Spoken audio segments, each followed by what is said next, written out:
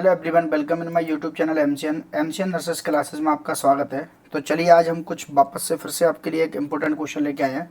ठीक है, तो उनको देखते जाएंगे, उनके रैशनल समझते जाएंगे और वो उसका आंसर क्यों है उसके बारे में भी हम आपको सारा डिटेल में बताएंगे।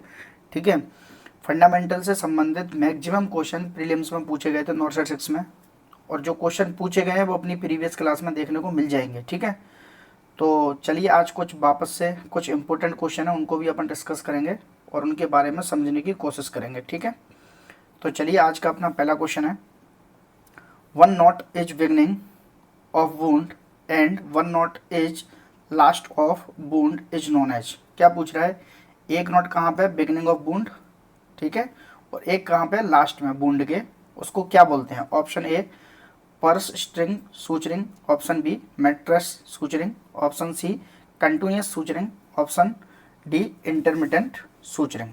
ठीक है, तो इसका राइट आंसर क्या होगा, इसका राइट आंसर होगा कंटिन्यूस सूचरिंग। ठीक है, क्या होगा, कंटिन्यूस सूचरिंग। ठीक है, और अगर आप ये पूछ रहे हैं क्या इंटरमिटेंट सूचरिंग क्या होती है, इंटरमिटेंट सूचरिंग क्या होती है, तो इंटरमिटेंट जो सूचरिंग होती है वो होती है every knot are apply separately. ठीक है, जो हर एक नोट है वो कैसी होगी, वो सेपरेट होगी। ठीक है, तो वो क्या है, इंटरमिटेंट सूचरिंग। मतलब एक नोट लगा दी, फिर दूसरा सूचर स्टार्ट कर दिया, फिर नोट लगा दी, फिर दूसरा, तो उसको क्या बोलते हैं, इंटरमिटेंट सूचरिंग। मैट्रेस सूचरिंग क्या होती है, जो मैट्रेस सूचरिंग है वो क्या होती है,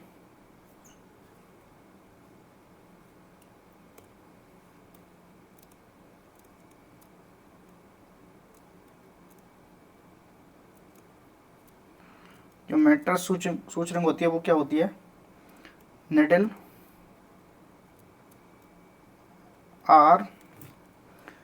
आर ट्वाइस across from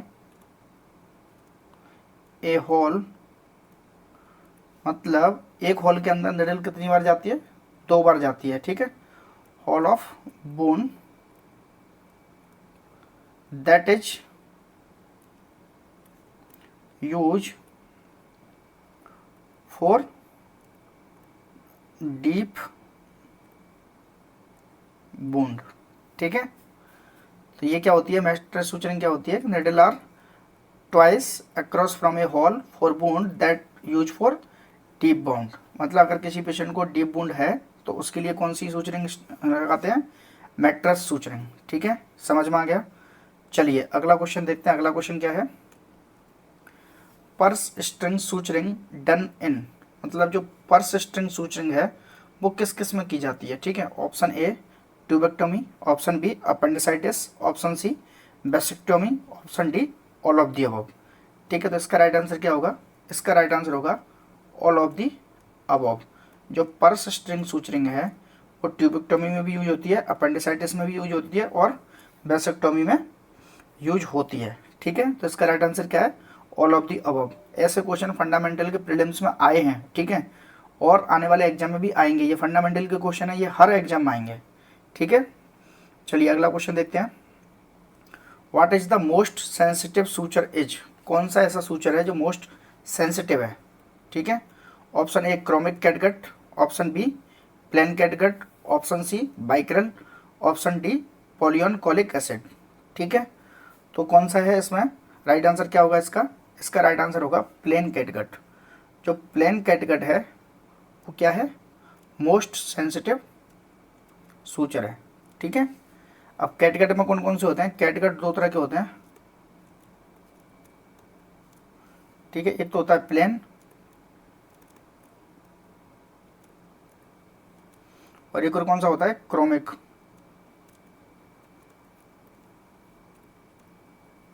तो जो मोस्ट सेंसिटिव है इसमें वो कौन सा है, plain catgut is the most sensitive. ठीक है, और ये कैटगट जो होते हैं वो कौन से होते हैं, वो एब्जॉर्बेबल होते हैं।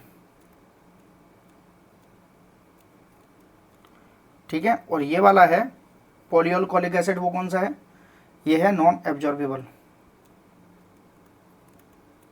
ठीक है, चलिए अगला क्वेश्चन देखते हैं। अगला क्वेश्चन क्या है, ये समझ में आ गया। What is the most sensitive, तो सेंसिटिव अगर आ जाए तो आंख बंद करके प्लेन कैटगट होगा इसका राइट आंसर। ठीक है, चलिए अगला क्वेश्चन देखते हैं। Catgut suture receive from mucus layer of, ये कैटगट जो सूचर है वो म्यूकोजल लेयर से लिया जाता है, किसकी से, ये पूछना चाह रहा है ये क्वेश्चन में। Option A sheep, option B lamb, option C goat, option D all of the above. ठीक है, तो अगर इनमें से कोई एक ऑप्शन मानता है तो वो राइट आंसर हो जाएगा, लेकिन यहाँ पर तीनों से ही लिया जाता है, तो इसका राइट आंसर क्या होगा, ऑल ऑफ दी अबव। ठीक है, तो कैटगट जो रिसीव होता है वो कहाँ से होता है, सब म्यूकोजल लेयर से होता है ऑफ स्मॉल इंटेस्टाइन। कहाँ से, सब mucosal layer of small intestine. ठीक है, सीप में से, लैम से और गॉट से। ठीक है, इनकी सब म्यूकोजल लेयर से इसको लिया जाता है। ठीक है, समझ में आ गया।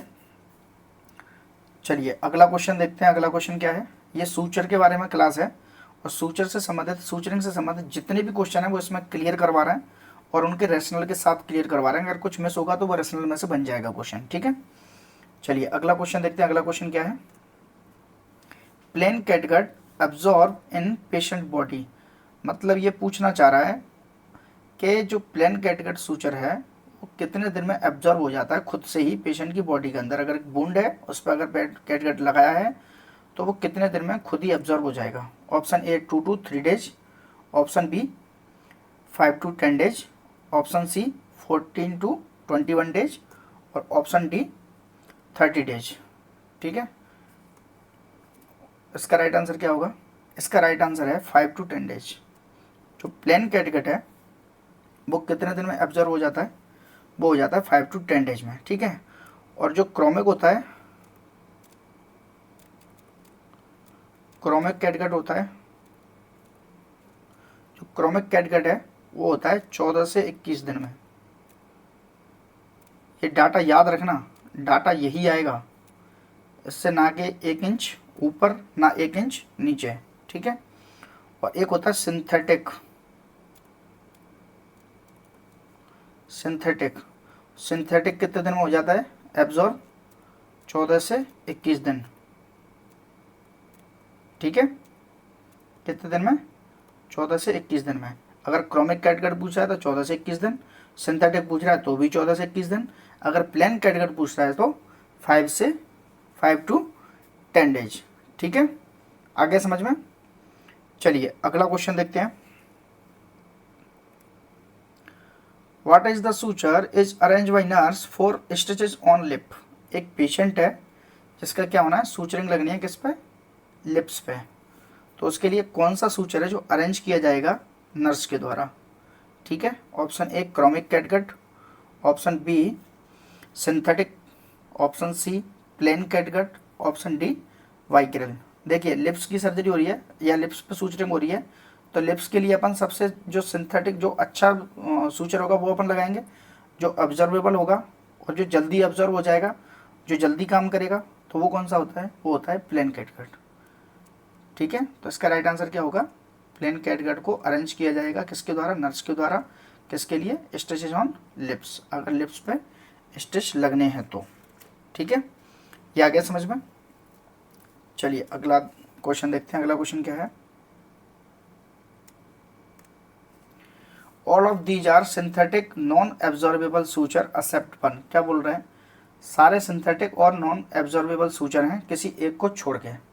ठीक है, option A prolene, option B polyamide, option C nylon, और ऑप्शन डी सिल्क।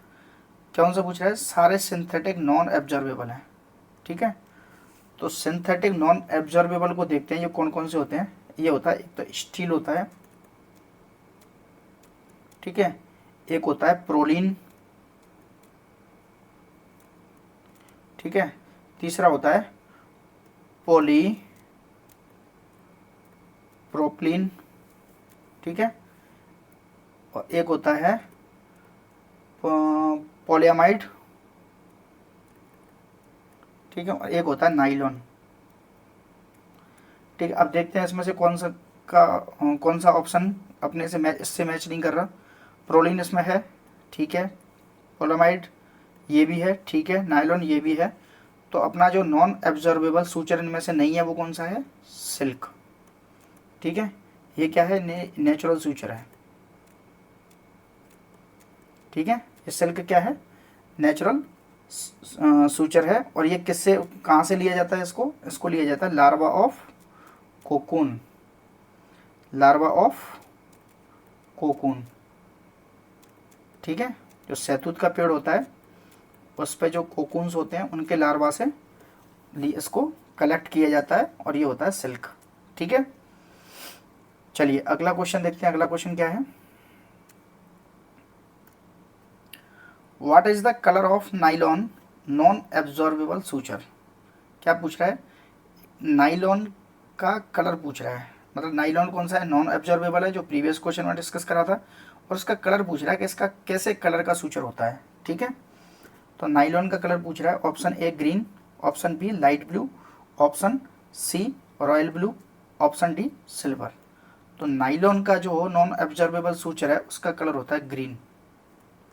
ठीक है, चलिए अब इसके कुछ क्वेश्चन डिस्कस करते हैं जो इससे संबंधित, इसके कलर से संबंधित है, वो नोट कर लेना या फिर स्क्रीनशॉट लेके रख लेना, ये तुम्हारे काम आएगा। ठीक है, अगर आपसे कोई पूछे कि प्लेन कैटगट का कलर कैसा होता है, प्लेन कैटगट का, तो इसका होता है येलो। ठीक है, अगर आपसे कोई पूछे कि क्रोमिक कैटगट का कैसा होता है, तो क्रोमिक कैटगट का कलर होता है ब्राउन। ठीक है, अब कोई पूछे आपसे सिल्क का कलर कैसा होता है, सिल्क सूचर का, तो उसका होता है लाइट ब्लू।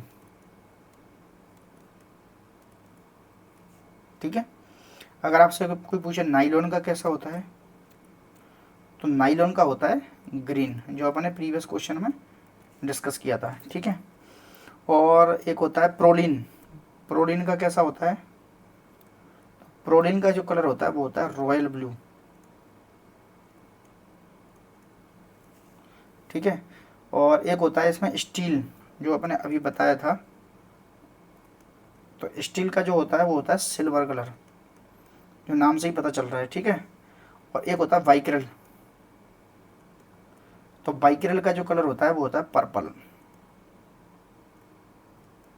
ठीक है, इसका स्क्रीनशॉट ले लो, ये इसके कलर हैं, कलर कोड।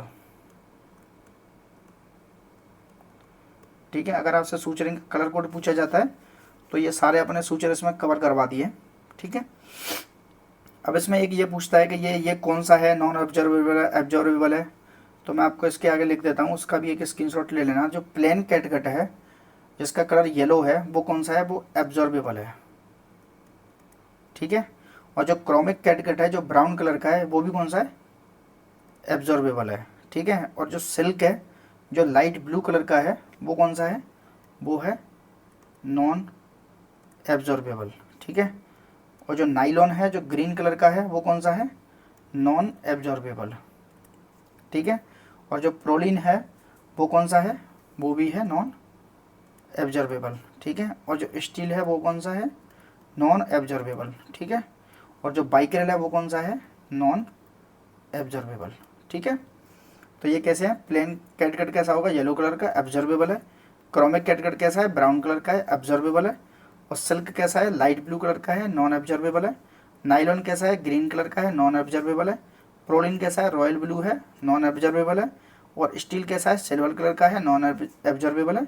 और बाइक्रल कौन सा है, पर्पल कलर का होता है, नॉन एब्जॉर्बेबल होता है। ठीक है, तो इससे कैटगट ये सारे अपन ने जो सूचरिंग से संबंधित जितने भी क्वेश्चन थे वो अपन डिस्कस करा दिए। ठीक है, अब इसके कुछ साइज होते हैं। अगर आपसे पूछा जाए कि इस सर्जरी के लिए कौन सा सूचर काम में लिया जाएगा या कौन से नंबर का सूचर काम में लिया जाएगा, तो इसका एक स्क्रीनशॉट ले लो, फिर अपन इसी स्लाइड में डिस्कस करते हैं कि कौन से चीज़ के लिए अगर सूचर करने जा रहे हैं तो कौन से साइज का सूचर यूज होता है। ठीक है, जैसे अपन बोलते हैं ना 20 मंगा लो, 30 मंगा लो, तो वो कौन सा किस काम में आता है, तो वो थोड़ी सी नॉलेज होनी चाहिए। ठीक है, तो इसका स्क्रीनशॉट ले लो, फिर अपन इसको मिटाते हैं, दूसरी वो डिस्कस करते हैं उसके साइज।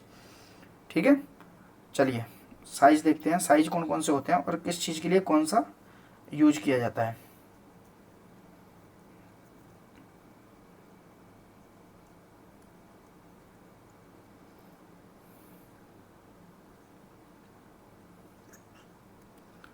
चलिए देखते हैं, अगर आपसे पूछा जाए कि स्किन के लिए सूचरिंग होनी है, स्किन की सूचरिंग होनी है, तो स्किन के लिए यूज होता है 20 से 50। कहाँ पर? स्किन के लिए, ठीक, 20 to 50। अगर पूछे कोई आर्टरीज में होना है, आर्टरीज में कोई सूचरिंग होनी है, तो आर्टरीज के लिए सूचरिंग के लिए करते हैं 20 से 80। ठीक है, कौन सा? 20 से 80 के साइज का सूचर यूज किया जाता है। ठीक है, अगर कोई पूछे आपसे, अगर कोई पूछे आपसे कि बाउल की सर्जरी हुई है, तो बाउल को सूचरिंग करने के लिए, ठीक है, तो बाउल के सूचरिंग के लिए यूज करते हैं 20 से 30।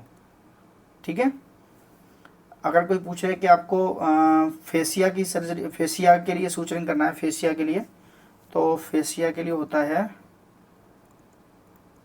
10। इम्पोर्टेंट है। ठीक है, एक पूछा जाता है कि एक तूही निडल से संबंधित आता है क्वेश्चन। तूही निडल क्या होती है? तूही निडल,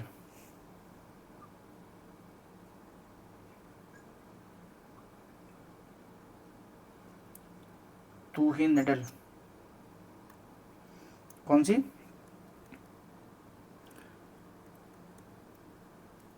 तूही निडल, ये तूही निडल क्या है?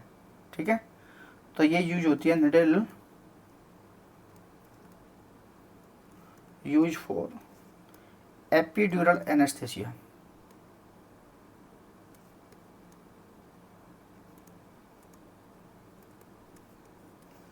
ठीक है, एक निडल जिसको एपिड्यूरल एनेस्थेसिया के लिए यूज किया जाता है, उसको क्या बोलते हैं? तूही निडल बोलते हैं। ठीक है, तूही निडल किसके काम आती है? एपिड्यूरल एनेस्थेसिया के लिए काम आती है तूही निडल। ठीक है, चलिए अगला क्वेश्चन देखते हैं। अगला क्वेश्चन क्या है? Commonest method of O2 inhalation during surgery.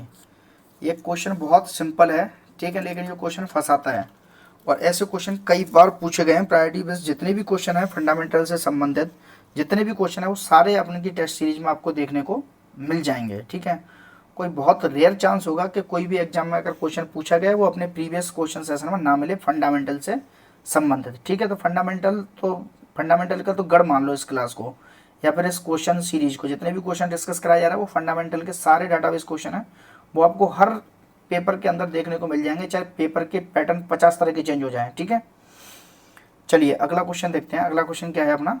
Commonest method of O2 inhalation during surgery. During surgery पूछ रहा है, ये ध्यान रखना। ठीक है, option A O2I mask, option B rebreather mask, option C tracheostomy, option D ET intubation. ठीक है, तो जो कॉमनेस्ट मेथड है सर्जरी के लिए, O2 इनहेलेशन के लिए, तो इसका बेस्ट आंसर क्या होगा? इसका बेस्ट आंसर होगा ET इंटुबेशन।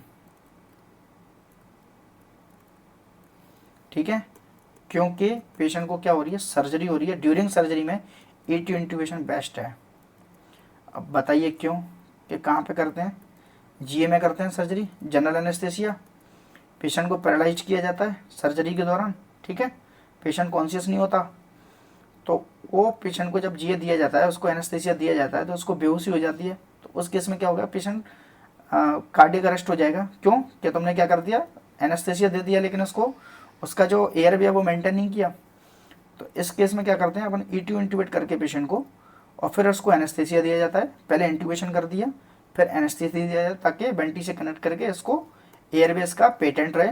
देन अपनी जो सर्जरी है उसको करते रहिएगा, और जैसे ही पेशेंट को सर्जरी हो जाती है, अगर पेशेंट को इंट्यूबेशन पे ही रखना है वो डिसाइड करते हैं एनेस्थेसिया वाले। अगर इंट्यूबेशन पर नहीं रखना है तो फिर उसको ड्यूरिंग OT ही, या ड्यूरिंग सर्जरी ही, या सर्जरी के बाद जस्ट बाद क्या करते हैं, उसको रिवर्सल एनेस्थेसिया देते हैं। ठीक है, रिवर्सल एनेस्थेसिया से क्या होता है, रिवर्सल एनेस्थेसिया इसलिए दिया जाता है कि जो हमने सडेशन दिया है वो उसको रिवर्सल कर दें, ताकि पेशेंट क्या धीरे धीरे कॉन्शियस होने लग जाए, क्योंकि सर्जरी हो चुकी, अपन एयरवे पेंडेंसी मेंटेन करी, अब उसको एयरवे मेंटेन करने की जरूरत नहीं, क्योंकि अपने रिवर्सल एनेस्थेसिया दिया तो पेशेंट कॉन्शियस हो गया। तो इसको वापस से इसको ईटी इंट्यूबेशन जो अपन ने किया था इसको हटा देते हैं। ठीक है, और हटाने के बाद पेशेंट को 1-2 घंटे के लिए पोस्ट ऑप में ऑब्जर्वेशन के लिए रखा जाता है। ऑब्जर्वेशन के लिए रख के उसको फिर उसके रेस्पेक्टिव वार्ड में शिफ्ट कर दिया जाता है। ये होती है प्रोसीजर किसका, ओटी का। तो उसके लिए क्या बेस्ट मेथड है, ईटी इंट्यूबेशन बेस्ट मेथड है। ट्रैकेस्टोमी बाद की चीज़ है, जब पेशेंट को लंबे टाइम तक इंट्यूबेशन के लिए रखना है। ये प्रीवियस क्लास में मैंने बताया, ट्रैकेस्टोमी की पूरी क्लास मैंने प्रॉपर क्वेश्चन और रैशनल के साथ बताई है, तो वो जाके पढ़ लेना, प्रीवियस क्लास में पढ़ा हुआ है। ठीक है, और प्रीलिम्स में ट्रैकेस्टोमी, ईटी इंट्यूबेशन, एयरवे, डाटा, ये सारी चीज़ें प्रीलिम्स में पूछी गई हैं और मेंस में भी पूछेंगे। ठीक है, तो फंडामेंटल इंपॉर्टेंट है नर्सिंग के बिहाफ पे। किसी भी नर्सिंग का कोई भी आप एग्जाम दे लीजिए, डीएसएस भी हो, ईएसआईसी हो, कोई भी एग्जाम हो, नॉर्सेट का हो, फंडामेंटल तो हार्ट मान लो। ठीक है, फंडामेंटल से क्वेश्चन आते ही आते हैं, क्योंकि फंडामेंटल के बिना नर्सिंग ही नहीं है। ठीक है, तो डाटा याद रखना। और ये क्या बताया मैंने, ट्रैकेस्टोमी की क्लास आपको प्रीवियस क्लासेस में मिल जाएगी। ठीक है, वो जाके पढ़ लेना। और ईटी इंट्यूबेशन का मैंने आपको बता दिया कि सर्जरी के दौरान जीए जनरल एनेस्थेसिया में सर्जरी करते हैं, तब उसको ईटी इंट्यूबेट किया जाता है, ताकि उसको सर्जरी के दौरान कोई भी एयरवे में दिक्कत ना हो। ठीक है, ये आ गया समझ में। चलिए अगला क्वेश्चन देखते हैं। अगला क्वेश्चन क्या है, all of these are indication of ET intubation except one. ये सारे इंडिकेशन है किसके, ईटी इंट्यूबेशन के, एक्सेप्ट वन, किसी एक को छोड़ के। ठीक है, ऑप्शन ए सर्जरी, सर्जरी में भी ईटी इंट्यूबेशन किया जाता है। ठीक है, नेक वन में भी इंट्यूबेशन किया जाता है। फ्रेनिक नर्व पैरालिसिस, इसमें भी किया जाता है। और लेरिंजियल एडिमा, लेरिंजियल एडिमा में क्या है, ईटी इंट्यूबेशन कॉन्ट्रा इंडिकेट है।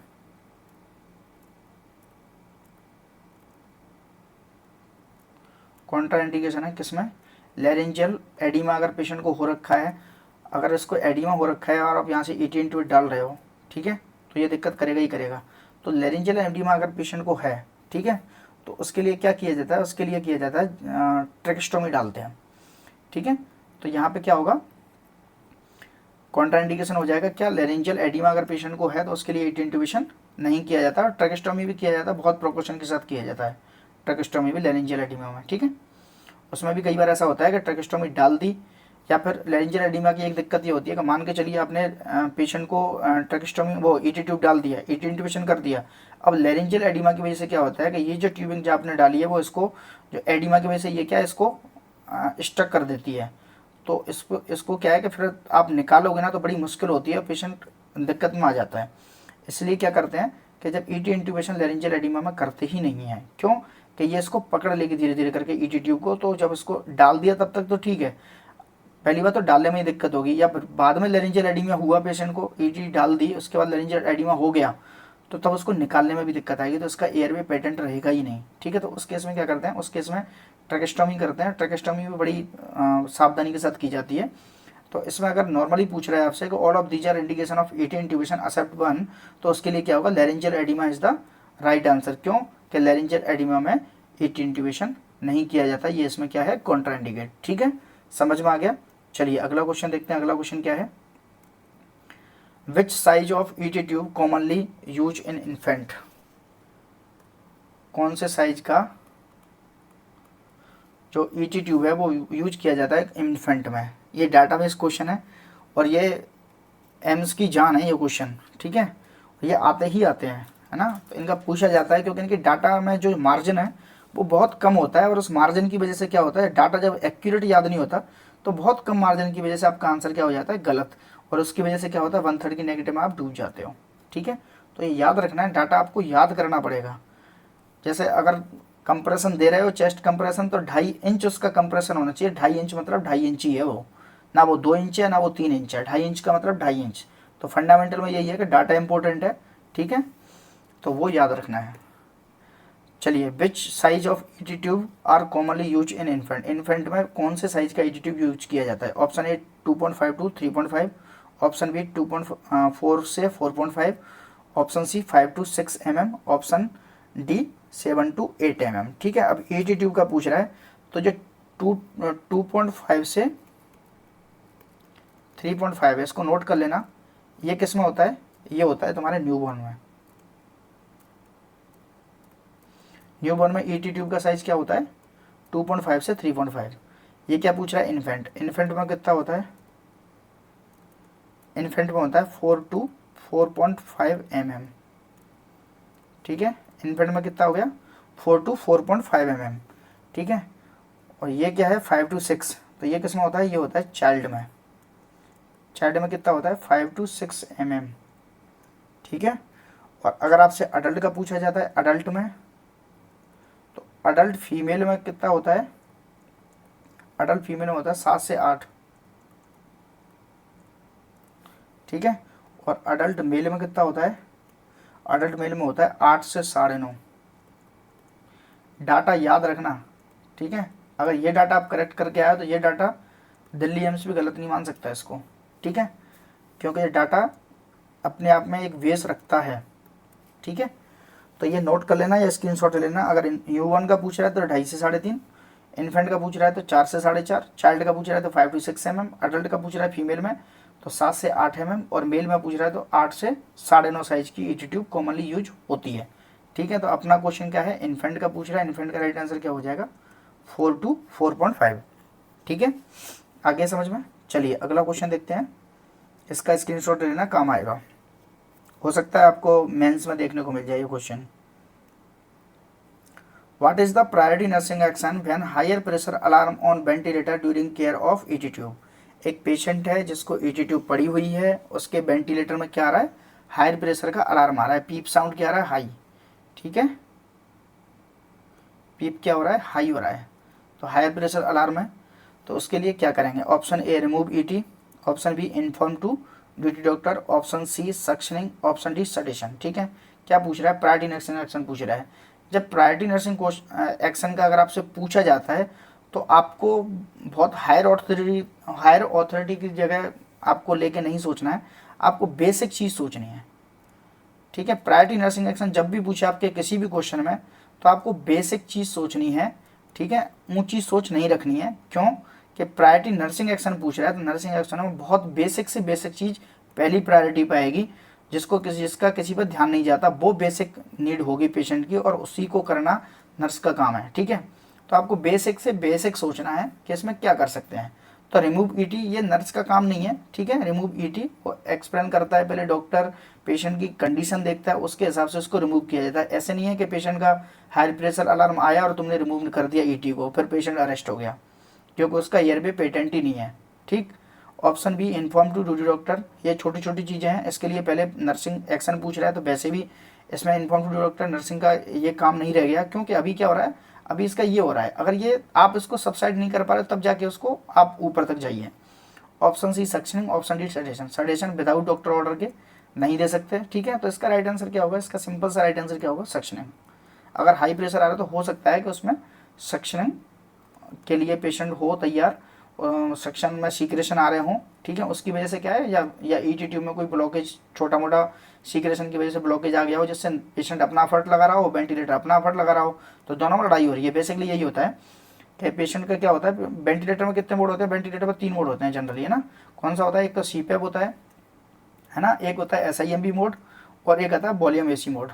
ठीक है, या वॉल्यूम कंट्रोल मोड। ठीक, उसमें क्या होता है, सीपैप में क्या होता है, इसको सिंपल सा समझें। सीपैप क्या होता है, सीपैप ये होता है कि पेशेंट को अभी वेंटिलेटर की जरूरत नहीं है, लेकिन क्या है कि जब पेशेंट को सांस लेने में कोई दिक्कत होगी तब ये वेंटिलेटर्स को ऑक्सीजन देगा। ठीक है, तो ये सीपैप का बेसिक, अगर आपको सिंपल सा समझें तो पेशेंट वेंटिलेटर पर है और वो अगर सीपैप मोड पे है, दैट मीन कि पेशेंट अपनी सी सांस ले रहा है, लेकिन जब पेशेंट नहीं ले रहा, बीच बीच में रुक रुक के कभी कभी, तब क्या कर रहा है, ये सीपैप पे है, तो ये सीपैप उसको ऑक्सीजन प्रोवाइड करवा रहा है। SIMB का मोड का मतलब क्या होता है, जनरली से समझ लिए 50-50% मान लो इसको। ठीक है, 50% एफर्ट किसका होता है, पेशेंट का, और 50% किसका होता है, वेंटिलेटर मशीन का। ठीक है, और वॉल्यूम AC अगर मोड पे है पेशेंट, तो इसका मतलब क्या है कि पेशेंट चल रहा है 0 पे और मशीन दे रही है 100% अपना। ठीक है, तो उस केस में क्या होता है, यहाँ पर जनरली पेशेंट को क्या किया जाता है, यहाँ पर जनरली पेशेंट को सेडेट रखा जाता है। ठीक है, कई बार इसको सेडेट रखा जाता है वॉल्यूम AC कंट्रोल मोड पर, या फिर उसको सेडेट नहीं किया जाता तो भी इसको, जब पेशेंट को बेसिक मतलब बेसिक नीड में उसको बहुत ज़्यादा जरूरत है ऑक्सीजन की व वेंटिलेटर सपोर्ट की, तब उसको वॉल्यूम AC कंट्रोल पर रखा जाता है। उसके बाद फिर इसको क्या करते हैं, इसको टैपर ऑफ करते हैं एक तरह से। टेपर ऑफ का मतलब ये है कि जब पेशेंट को जस्ट इंट्यूबेट किया तब वॉल्यूम इसी पे रखते हैं, उसके बाद उसको जैसे जैसे वो टॉलरेट करता जाता है फिर SIMB मोड पर लाते हैं, SIMB मोड के बाद फिर CPAP पर लाते हैं, और यहाँ पे जो FiO2 है उसको भी कम करते जाते हैं। FiO2 क्या होता है? FiO2 होती है ऑक्सीजन, कितना ऑक्सीजन अपन उसको दे रहे हैं, तो उसको भी पहले 100 होता है, 100 से फिर 90 लाते हैं, 70 लाते हैं, ऐसे ऐसे करके CPAP पे उसको 40 तक ले आते हैं। 40 पर लाने के बाद फिर उसको 2-3 घंटे बाद रख के फिर उसको क्या किया जाता है, फिर उसको TPs पर रखा जाता है। CPAP पर रखा है जैसे पेशेंट को, CPAP क्या है? वेंटिलेटर से सपोर्ट है। अब क्या करते हैं, उसको TPs पर रखते हैं। TPs पर कैसे रखते हैं पेशेंट को? पेशेंट की ET ट्यूब डली हुई है और ET ट्यूब के थ्रू इसमें यहाँ पे एक TPs डालते हैं, जैसे ये ET कनेक्ट है, यहाँ पे TPs है, ये ऑक्सीजन से कनेक्ट होगी TPs, ठीक है। तो ऑक्सीजन आ रही है, इसमें जा रही है, और ये यहाँ इसको रिटर्न भी जा रही है एक्स्ट्रा वाली, ठीक। तो TPs पर रखते हैं। अगर TPs पर भी पेशेंट को टॉलरेट कर रहा है, पेशेंट कॉन्शियस है, तो फिर इसको क्या करते हैं, फिर इसको एक्सट्यूबेट कर देते हैं, ठीक है। ये कहानी है, समझ में आएगी, सिंपल सी। अभी तो मैं क्वेश्चन बेस समझा रहा हूँ आपको, लेकिन जब आपको क्लास समझाई जाएगी, एक एक टॉपिक जब आपको क्लियर करवाया जाएगा, ठीक है, बिल्कुल क्रिस्टल क्लियर, तब आपको समझ में आ जाएगा, है ना। कोई बहुत ज़्यादा, कोई इसमें बहुत ज़्यादा रॉकेट साइंस नहीं है, ठीक है, धीरे धीरे चीज़ें आ जाती हैं समझ में, ठीक है। तो ये समझ में आ गया। सक्शनिंग नर्सिंग प्रायोरिटी पूछेगा तो सबसे पहले बेसिक चीज़ होंगी, तो सक्शनिंग ये बेसिक चीज़ है जो अपन को करनी है, क्योंकि हाई प्रेशर आराम आ रहा है, तो किसकी वजह से आ रहा है? सीक्रेशन की वजह से हो सकता है। चलिए अगला क्वेश्चन देखते हैं। अगला क्वेश्चन क्या है? What is the priority nursing action when a patient complained about hoarseness respiration just after ET tube removal? एक पेशेंट है जिसको क्या हुआ है, देखिए प्रायोरिटी नर्सिंग एक्शन पर लाइन खींच लिया करो, ठीक है। क्या पेशेंट कंप्लेन कर रहा है किस चीज़ की? हॉर्सनेस साउंड रेस्पिरेशन हो रहा है आफ्टर रिमूवल ऑफ ET, ठीक है। Option A inform to duty doctor, option B re intubation, option C instruct the patient to limit talking, option D all of the above, ठीक है। मैंने previous question में क्या बताया था? सबसे बेसिक चीज़ सोचनी है अगर प्रायोरिटी नर्सिंग एक्शन पूछा जा रहा है, तो बेसिक चीज़ क्या है इसमें? बेसिक चीज़ क्या होगी? देखो, इन्फॉर्म टू ड्यूटी डॉक्टर ये अभी नर्सिंग एक्शन में नहीं है, क्यों कि अभी पहले अगर ये कंप्लेंट ऐसी है जिसको अपन सबसाइड कर सकते हैं, या अपन को नॉलेज है कि ये किस वजह से हो रहा है, तो अपन को अभी के लिए इसकी ज़रूरत नहीं है। री इंट्यूबेशन ये अपना काम नहीं है, ठीक है, अपन जस्ट इन्फॉर्म कर सकते हैं। री इंट्यूबेशन ये नर्स का काम नहीं है, ना, ये बेसिक में नहीं आता। Instruct the patient to limit talking, ये क्या होगा? ये इसका होगा राइट आंसर। अब पूछिए क्यों? कि पेशेंट को जब इतने दिनों से ET ट्यूब पड़ी हुई है तो उसके गले में क्या होगा? उसके गले में कहीं ना कहीं नेक्रोसिस आई होगी, ठीक है, या फिर कहीं ना कहीं इससे क्या हुआ होगा, यहाँ इंजरी हुई होगी, तो इसकी वजह से जो एयरवे है उसको पास करने में थोड़ी बहुत दिक्कत आएगी, क्योंकि कोई चीज़ फॉरेन बॉडी अगर बॉडी में पड़ी है 7 दिन से 8 दिन से जितने भी दिन से पड़ी है, तो उसकी वजह से थोड़ी बहुत दिक्कत आएगी। तो उस केस में क्या करना है, पेशेंट को बोलना है कि आप बात कम कीजिएगा, ठीक है, 2-4 घंटे में या 1 आध दिन में ये चीज़ें सबसाइड हो जाएंगी। तो क्या करना है? Instruct the patient to limit talking, कम बात करनी है, ये चीज़ें खुद ही ठीक हो जाएंगे 1-2 दिन में, ठीक है। चलिए अगला क्वेश्चन देखते हैं। अगला क्वेश्चन क्या है? अच्छा, अगला क्वेश्चन कुछ नहीं है, तो आज के लिए थैंक यू, ठीक है। और कहीं जाइएगा नहीं, 1 मिनट रुकिएगा, वीडियो को लाइक कर देना, ठीक है, चैनल को सब्सक्राइब कर लेना। अभी एग्ज़ाम आ रहा है, ESIC का आ रहा है, ठीक है, DSSB का आ रहा है, और नॉर्थ सेट का मेंस आएगा, ठीक है। नॉर्थ सेट के मेंस में फंडामेंटल के क्वेश्चन आपको, ठीक है, 40 से 45% क्वेश्चन कहीं ना कहीं क्लिनिकल प्रैक्टिस से मान लो, या इमेज बेस मान लो, ठीक है, या प्रोसीजर से मान लो, या डाटा से मान लो, 40 से 45% पेपर को कवर करती है अकेली फंडामेंटल। उसके बाद आती है MSN PDS साइकेट्रिक, ठीक है। लेकिन आजकल क्या कर दिया, आजकल पैटर्न थोड़ा चेंज कर दिया है, आजकल ज़्यादातर चीज़ें जो कवर होती हैं वो फंडामेंटल से ही होती हैं, ठीक है। तो फंडामेंटल पर विशेष ध्यान रखना है, डाटाबेस क्वेश्चन पर ध्यान रखना है, प्रीवियस क्लास सारी देख लेना। मैं गारंटी से कह रहा हूँ, अगर आपने प्रीवियस क्लास सारी देख ली फंडामेंटल के लिए, इसमें इस क्लास को जोड़ के लगभग 90 to 20 क्लास हो जाएंगी, ठीक है। और इसमें फंडामेंटल के 80 से 85% जो क्वेश्चन बन सकते हैं वो इसमें कवर करवाए गए इन क्लासों में, तो ये सारी देख लेना, इंपॉर्टेंट है, ठीक है। पूरी एक प्लेलिस्ट बनी हुई है यूट्यूब पे, उसको जाके देख लेना, काम आएगा मेंस एग्जाम में। और जो प्री वाला देख के आए थे, जिनका क्वालिफाइड हुए हैं, उन्होंने ये फीडबैक दिया है कि आपने जो पढ़ाया था उसमें से मुझे क्वेश्चन बिल्कुल डिक्टो फोटोकॉपी मिले हैं, चाहे थोड़ी बहुत कंडीशन डाल के मिले हैं, लेकिन चीज़ वही वही है, ठीक है। तो आज के लिए इतना ही, चलिए थैंक यू, मिलते हैं अगली क्लास में, ओके। चैनल को लाइक कर लेना, सब्सक्राइब कर लेना और शेयर कर देना दोस्तों के साथ ताकि उनका भी भला हो जाए। ठीक है, चलिए थैंक यू।